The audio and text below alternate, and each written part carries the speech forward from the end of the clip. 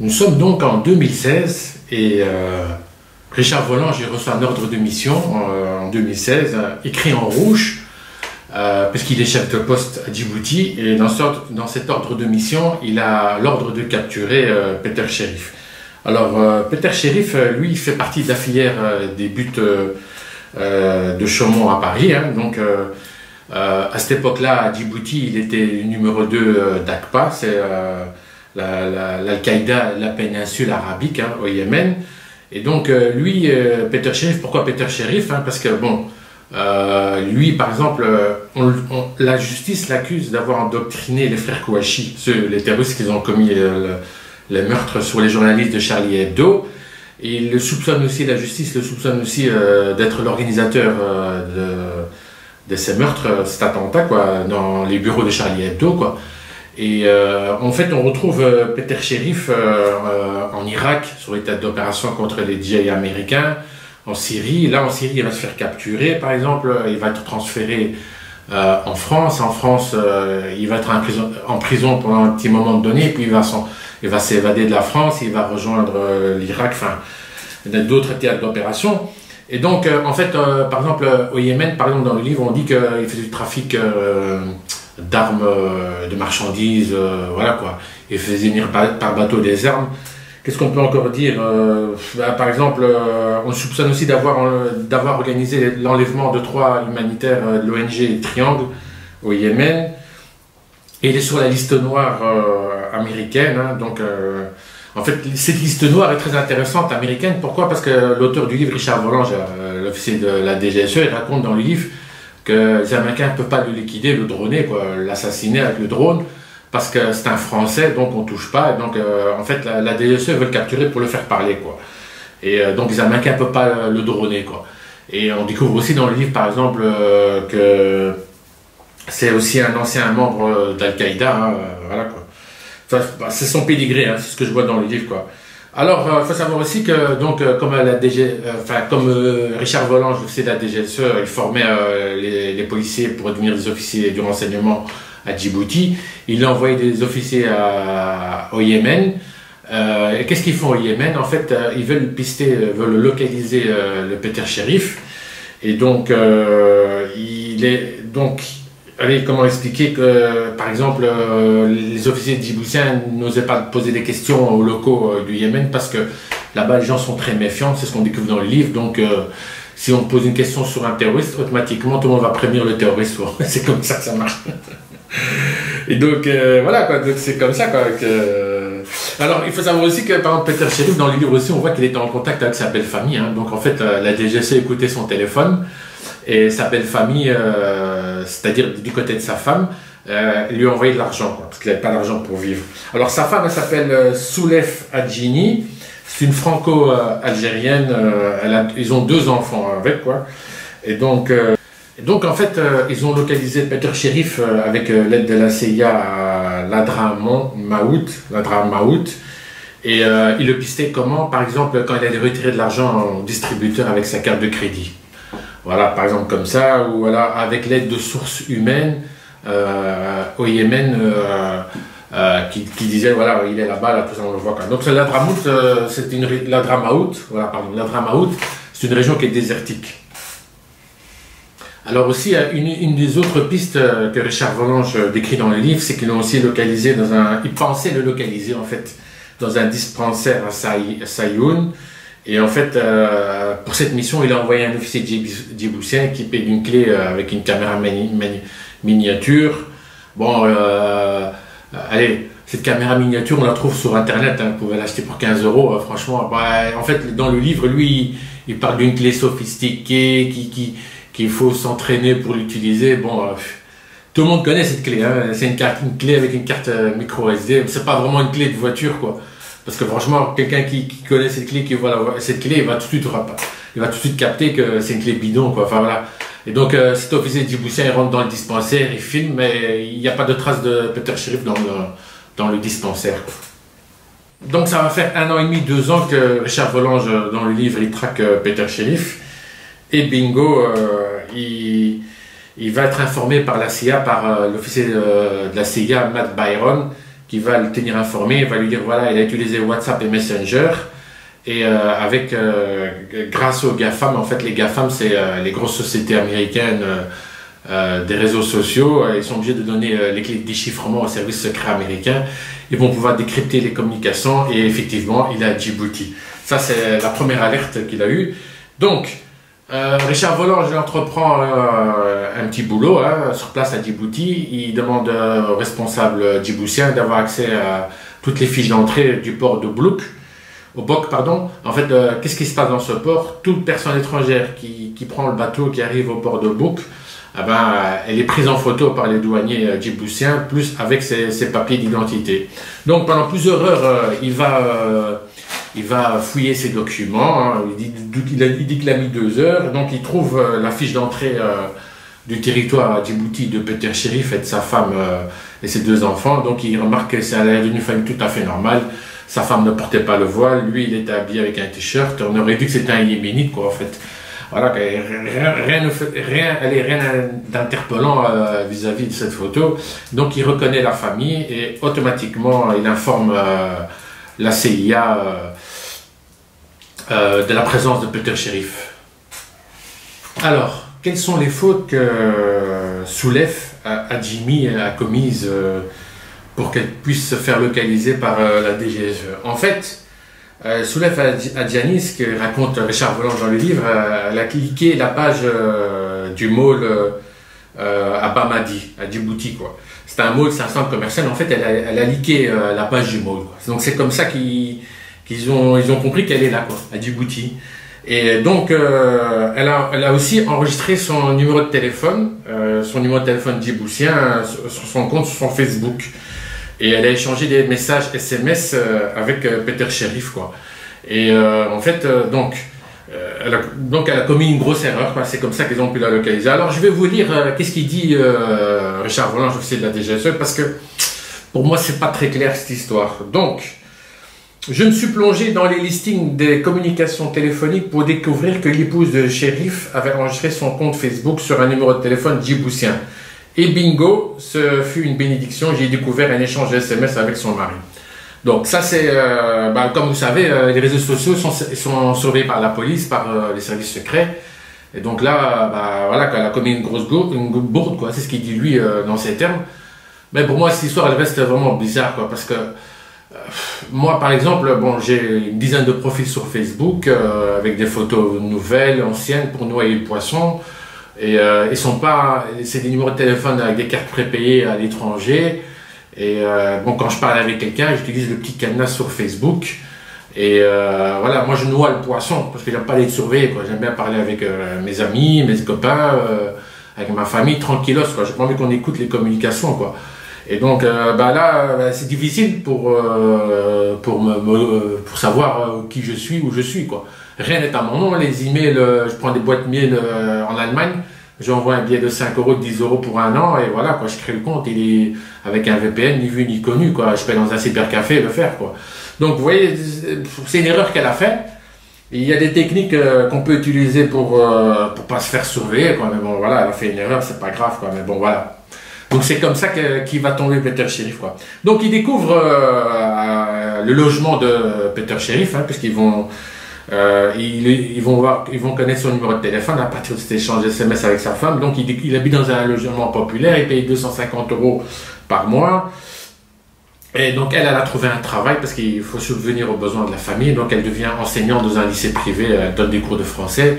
Lui c'est un petit comptable dans une société de BTP qui appartient à Yéménite.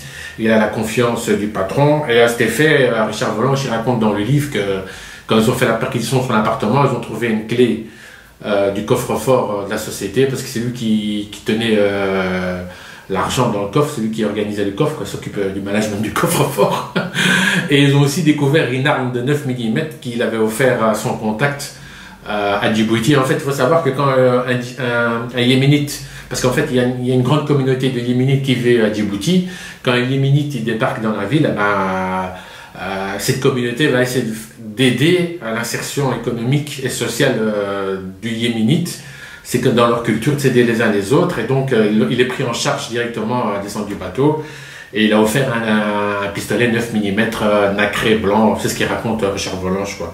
Alors il avait une couverture au Yémen, hein, donc il s'appelait Mohamed Ben Makrama, c'était sa couverture, son faux nom pour passer inaperçu, quoi. Toujours dans la traque et la surveillance de Peter Sherif, on découvre que Richard Volanges, dans le livre, il dit que Peter Sherif ne se cache même pas à Djibouti, hein, il va à la mosquée, fait des courses, se promène comme si c'était normal, qu'il n'y avait pas de danger, et il prend beaucoup de liberté. C'est comme ça qu'il dira dans le livre. Et donc, Richard Volanges l'entreprend de demander de l'aide à la DGSE à Paris, que lui envoie quelqu'un pour l'épauler. Il lui envoie une femme qui s'appelle Sana. C'est ce qu'on voit dans le livre. Et Sana, elle est spécialiste du contre-terrorisme. Elle connaît très bien le dossier de Peter Sherif parce qu'elle le traque depuis des années. Donc, elle sait tout de lui, quoi. Donc, elle connaît plus d'infos sur Peter Sherif que Richard Volanges l'en connaît. On découvre aussi que la CIA a pris une décision le 15 septembre 2018 pour passer à l'action le 16 septembre 2018 pour l'attraper, le capturer vivant. C'est ce que tout le monde voulait, l'attraper vivant pour le faire parler, quoi. Donc, la police, dans le livre, lui, Richard Volanges, l'officier de la DGSE, il est décrit comme les forces spéciales du RAID, l'équivalent du RAID. Mais moi, dans le récit, qu'est-ce que j'ai lu? J'ai plus eu affaire à des policiers parce que, en fait, ils vont le localiser, le loger, comme dit la police, quoi, et dans un quartier populaire, et ils vont l'arrêter le soir parce qu'ils ne voulaient pas diffusion de sang, comme dans les films américains et tout ça. Et donc, ils vont le suivre après son travail. Hein. Il raconte qu'il avait des écouteurs de musique. Peter Sherif, quand il marchait dans la rue, il y avait 5 policiers dans la rue. Ils étaient à 100 mètres de lui. Donc, lui, il marche dans la rue, puis les policiers se rapprochent. Et en fait, il y a un des policiers qui est équipé d'un ISMI catcher. En fait, ISMI catcher, à mon avis, il l'avait dans le sac. Quand il marche, un policier dans la rue, il en a dans le sac, quoi. C'est ce que moi j'en déduis. Parce que c'est pas possible autrement, ou alors il y avait une camionnette équipée d'ISMI catcher. En fait, ISMI catcher, c'est une petite borne. En fait, voilà, vous avez votre téléphone. Ce téléphone, quand vous le tenez en main, il est allumé, eh ben, il émet des informations. Hein. Il a un numéro identifiant sur le réseau téléphonique. Et il se borne à un pylône du réseau de communication de l'opérateur le plus proche. C'est-à-dire qu'entre le pylône et votre téléphone, si un policier est équipé d'un ISMI catcher, il va pouvoir localiser votre téléphone à une distance plus ou moins précise. Tous les messages, tout le trafic qui transite de votre téléphone vers le monde extérieur, vers le pylône du réseau de l'opérateur, va passer par l'ISMI catcher. Donc vous voyez, en fait, le téléphone, quand vous l'utilisez, il émet des informations pour se connecter à Internet, pour envoyer un appel, pour un SMS. Il communique avec un pylône de votre opérateur, vous êtes abonné, vous êtes affilié, mais si quelqu'un a une petite borne sur lui, eh ben, votre téléphone va émettre vers cette petite borne, quoi. Donc, en fait, ça permet de localiser, d'intercepter tout le trafic de votre téléphone. C'est une faille, quoi, dans les communications aussi, parce que aucun État ne veut que les données soient protégées, donc il faut écouter tout, quoi, absolument tout savoir de votre téléphone. Donc, on raconte toujours dans le livre, dans la capture, donc les policiers sont équipés du ISMI catcher, donc ils le suivent, et à un moment donné, il n'y a plus de communication, donc Richard Volanges se dit, est-ce qu'il a coupé son téléphone et tout, donc les policiers vont se rapprocher de la cible, et donc Peter Sherif va prendre une rue sombre, et voilà, là c'est là qu'il va être ferré, ils vont l'attraper, ils vont le menotter, voilà, c'est comme ça. Et pendant que les policiers djiboutiens l'arrêtent, lui il était au restaurant, il raconte dans le livre, il est avec Sana, un restaurant tenu par un loco yéméni qu'il connaissait, je ne sais plus comment il s'appelle, et il mangeait du poisson, il disait que le poisson était succulent, il était avec Sana. La CIA, l'autre équipe de la CIA qui suivait les événements, ils étaient ailleurs à Djibouti. Donc il a été localisé à Rodan, exactement, hein. Il a été capturé à 22h35 le 16 septembre 2018. Pour ceux qui veulent le savoir, c'est marqué dans le livre. Et c'est le SDS, le service secret djiboutien. C'est comme ça qu'on l'appelle. Voilà. Alors, durant l'interrogatoire, vous savez, comme ce qu'il raconte dans le livre, l'État djiboutien est soi-disant indépendant, donc aucun pays ne peut intervenir dans l'interrogatoire et tout ça, quoi. Mais on découvre que Richard Volanges et Sana ne pouvaient pas croiser dans le couloir, et ainsi que la CIA, Matt Byron ne pouvait pas croiser le terroriste dans les couloirs, mais ils étaient bien présents, cachés dehors ou dans une autre pièce à côté, parce qu'ils diront dans le livre qu'ils l'ont croisé, qu'ils l'ont vu. Ils décriront même un détail, c'est qu'ils l'ont vu tout nu. Et à ce moment-là, Richard Volanges, il était un peu surpris parce qu'il avait beaucoup de marques sur son corps, des traces de balles, de blessures. Et il les désignera même comme un Robocop, quoi. C'est comme ça qu'il le voit, quoi. Alors, ils vont éplucher tout ce qu'ils ont saisi dans son appartement, hein. Ils vont retrouver des disques durs, des clés USB. Donc, ils demandent à la DGSE d'envoyer deux informaticiens. Ils vont arriver à Djibouti, ils vont faire des sauvegardes des données, hein, des disques durs et tout ça.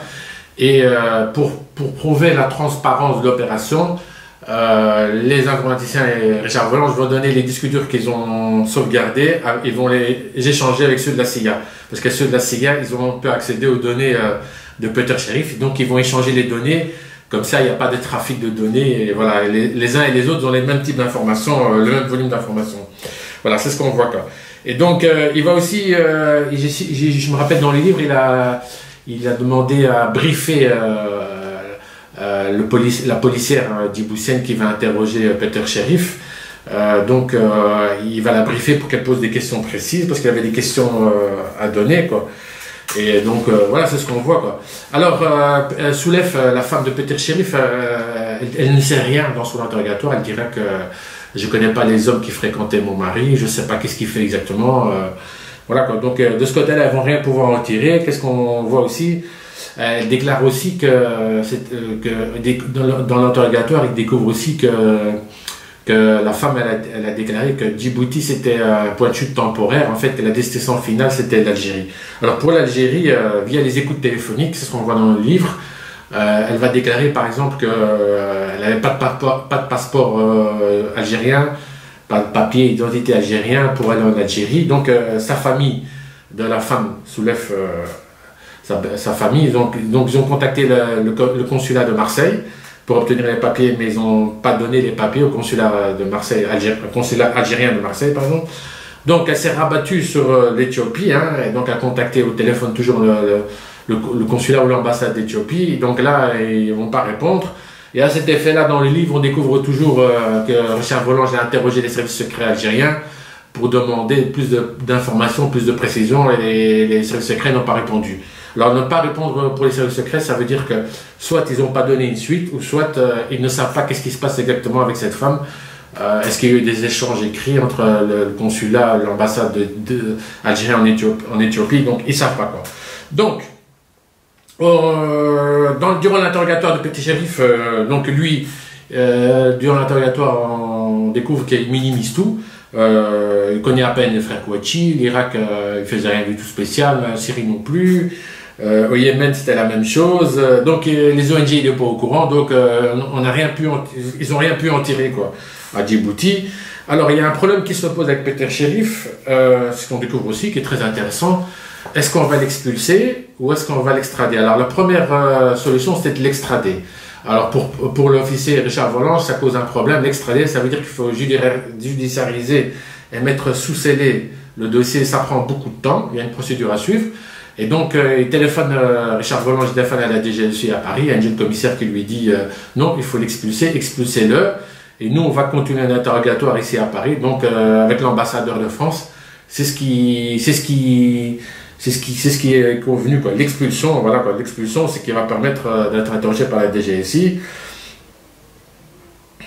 Alors, il y avait un problème aussi, toujours dans cette affaire, c'est la procédure met du temps, tout met du temps, parce que le ministère des Affaires djiboutien se fait mousser, et ça met en valeur son pays. On découvre aussi que le dictateur, là, Omar Guelleh, le dictateur djiboutien, là, où est détenu Peter Sherif, il n'est pas content.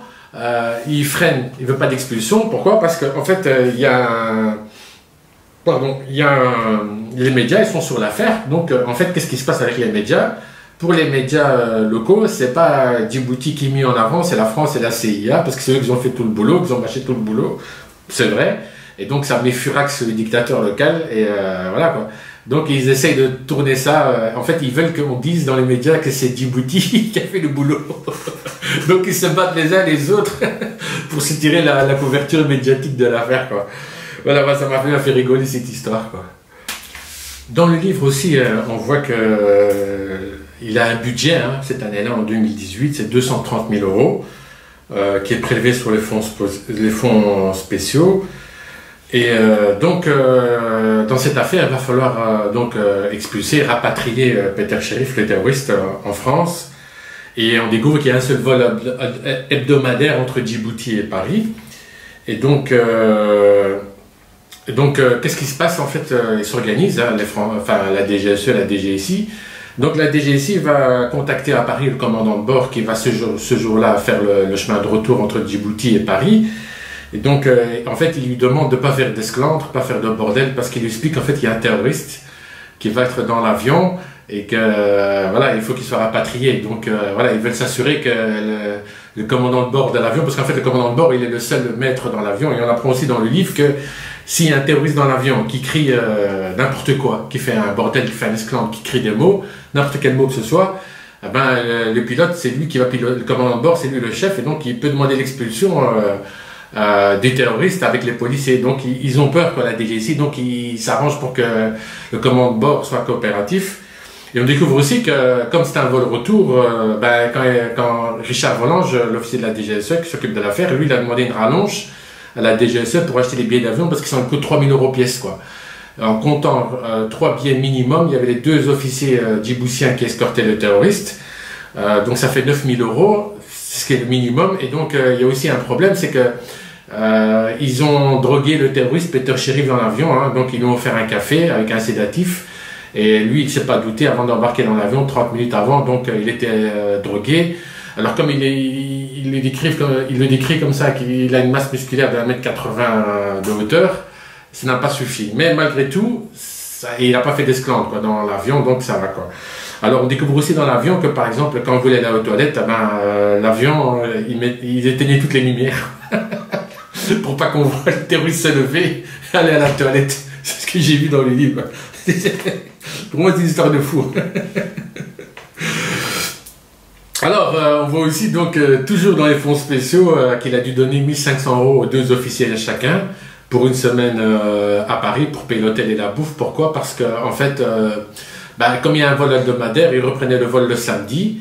Et donc, il fallait passer toute la semaine là pour les officiers djiboutiens. Donc, voilà, quoi. Donc, ils ont payé, c'est la France qui a payé ces 1 500 euros, quoi. Qu'est-ce que je peux encore dire? Alors oui, donc en fait, comme je vous avais dit là tout de suite, le dictateur, là, Omar Guelleh, il n'est pas content, hein, parce que comme je vous ai dit, la couverture médiatique, c'était en l'honneur de la France et de la CIA des États-Unis, qui ont fait le job dans la réalité. En fait, il voulait tirer la couverture pour son pays.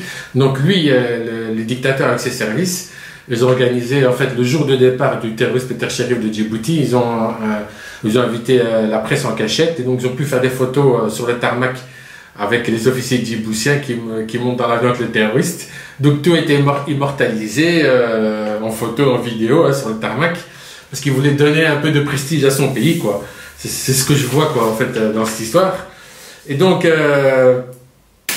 qu'est-ce que j'en peux encore dire? Donc en fait, quand ils sont arrivés à Paris, donc à Paris,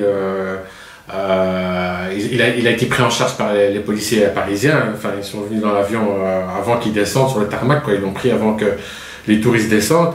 On voit aussi qu'il parle de la femme, la femme de Peter Sherif, et il dit qu'elle parlait même pas la langue du Yémen, elle parlait un arabe littéraire, preuve, elle savait pas écouter, donc c'est pour ça qu'elle savait rien de son mari, qui il rencontrait, qu'est-ce qu'il disait, et ses enfants ils parlent le français, elle avait éduqué avec la langue française, parce qu'ils ont retrouvé des livres en français. Il disait qu'elle pensait vivre la belle vie au Yémen, et en fait elle est tombée dans un trou misérable de pauvreté et tout ça, quoi. Elle avait une meilleure situation en France, quoi. C'est ce qu'on voit dans le livre, quoi. Donc les policiers djiboutiens, ils sont à l'hôtel, hein, à Paris, et ils racontent dans le livre que donc ils ont vu leur visage dans les vidéos à la télévision. Donc ils ont arrêté de loger à l'hôtel, ils sont enfuis de l'hôtel pour aller se réfugier à l'ambassade de djiboutienne à Paris, quoi. Ils ont terminé leur séjour là-bas avant d'être filtrés parce qu'ils ont vu leur visage à la télévision, donc c'est pas bon pour eux parce qu'ils ont peur, en fait, à Paris, quoi. Alors, donc avec le directeur général du SDS, les services secrets djiboutiens, il s'appelle Hassan Saïd.